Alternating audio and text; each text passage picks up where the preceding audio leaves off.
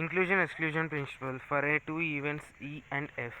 Inclusion exclusion principle అంటే P of E union F is equals to P of E plus P of F minus P of E intersection F.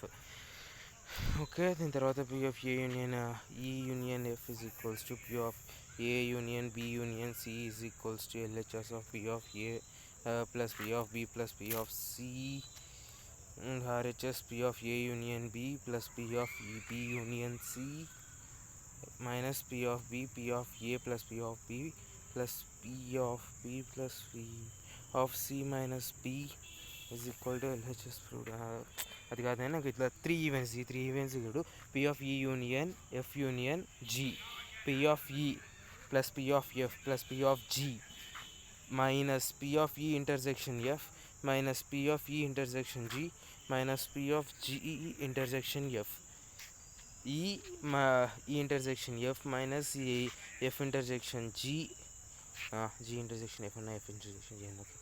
F intersection and G intersection E plus P of E intersection F intersection G intersection. ఇది inclusion exclusion principal.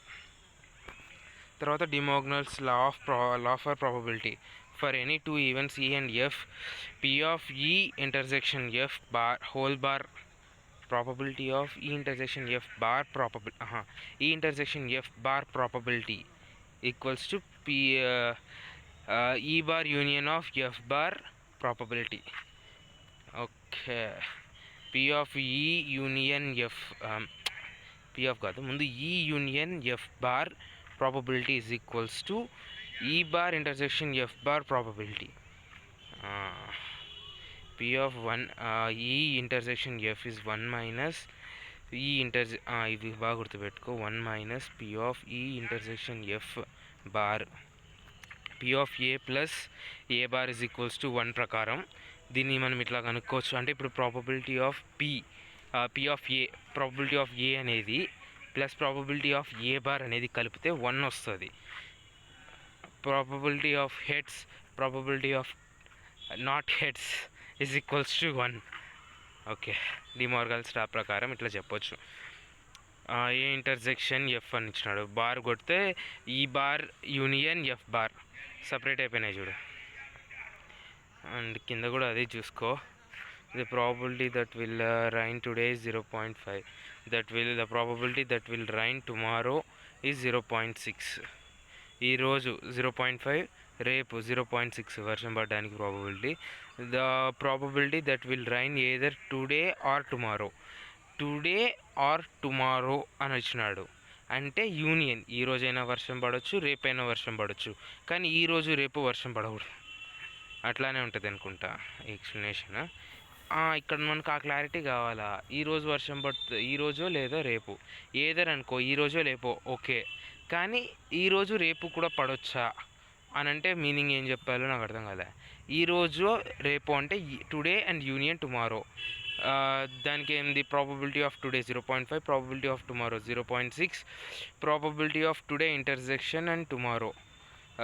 Today and tomorrow అంటే ఏమని చెప్తాం, -0.7 అంటే ఎట్లా వచ్చింది ఇది.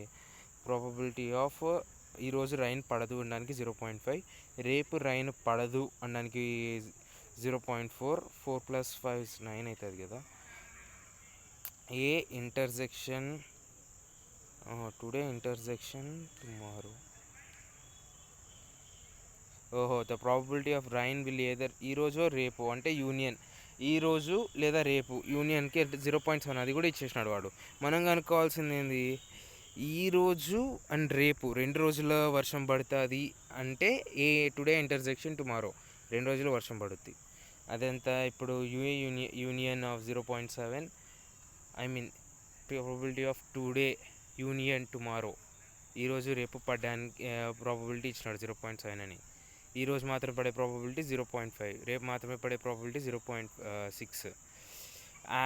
దీని అవతల పంపిస్తే 0.6, 0.11, ఐ మీన్ 1.1 - 0.7 = 0.4. ఓకే, దాని తర్వాత కాయిన్ అండ్ డైస్ ప్రాబబిలిటీ.